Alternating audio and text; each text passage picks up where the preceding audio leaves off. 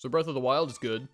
Like, really good. And I tell you, Nintendo's managed to do it once again. They pulled together to craft a beautiful gaming experience that the likes of Ubisoft could only dream of. Guys, I don't think I've emphasized this just enough yet.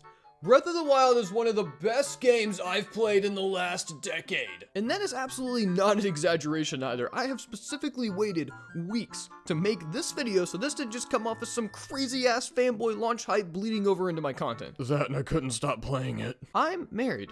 I have a full-time job. I make sure to spend time with my friends, and I try to do stuff on here weekly. I'm just a man though, and I've managed to carve out roughly 3 to 4 hours of each of my days so I can play this damn game. It's all I think about. When I'm at work, I want to play Zelda. When I'm eating, I want to play Zelda. When I'm sleeping, I want to play Zelda. When I'm having sex, I want to play Zelda. Maybe not so much that last one. This game just has its way of clawing into you and not letting you out of its reach. It's kind of remarkable. I haven't felt this way about a game in years, and again, that's not an exaggeration. Yes, I've had great, even fantastic games that I've loved spending tons of time on, but nothing even comes close to this. And I've been left wondering, why?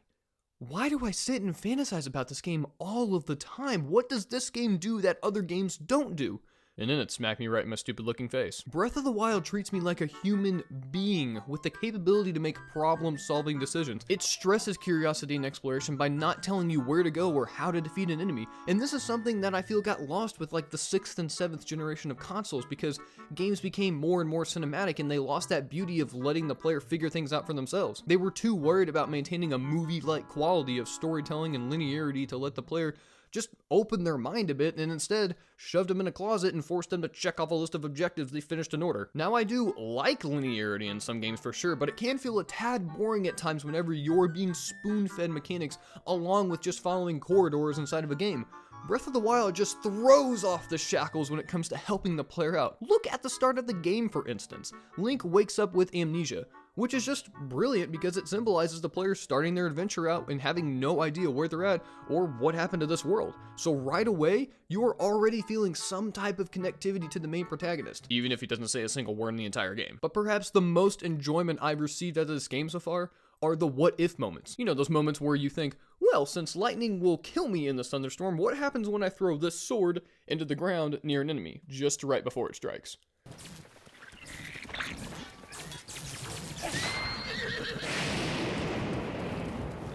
This game is so great! I've had many of these, and they're always amazing little surprises because I got to figure them out, all on my own. There was no button prompt showing up whenever an enemy kept killing me, no hints when I struggled at a puzzle. Sure, there's random hints that you can get from NPCs that's gonna help you out in a shrine or maybe lead you deeper into a side quest, but it's not like the developer is constantly bashing you in the head with text boxes and an annoying partner that says, hey, listen, every 5 seconds. Breath of the Wild truly is a breath of fresh air. It harkens me back to the days of the schoolyard where you would just dish back and forth with your friends about some sweet new game you just got, and then you would tell each other about all the cool secrets you just found in it. And the way mini games were designed was just different. They didn't really hold your hand as much. You didn't really have the internet at your disposal constantly. You figured shit out.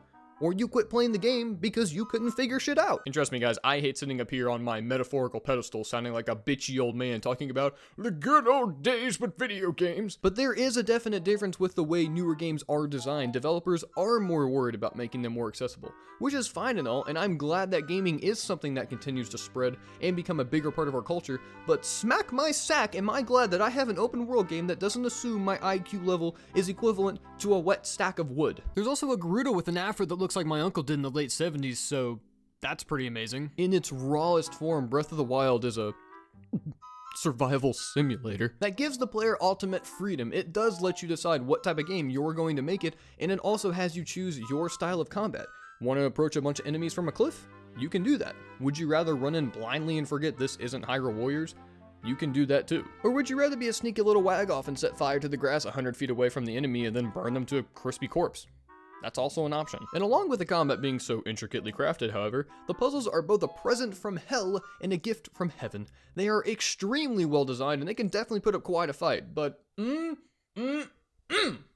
are they satisfying when you beat them? Because most of that satisfaction comes from the fact that there are multiple ways to approach something in the game, And the game makes sure that you are rewarded for actually putting in the time and the effort to go through even the most trivial of tasks. Everything feels worth it in this regard, and I gotta say, this is one of the only open world games that I seemingly get lost in for hours, because interesting shit is sprinkled through it constantly, except for these. I would rather watch a handicapped homeless person have his last dollar stolen from him than have to do another one of these pieces of shit again.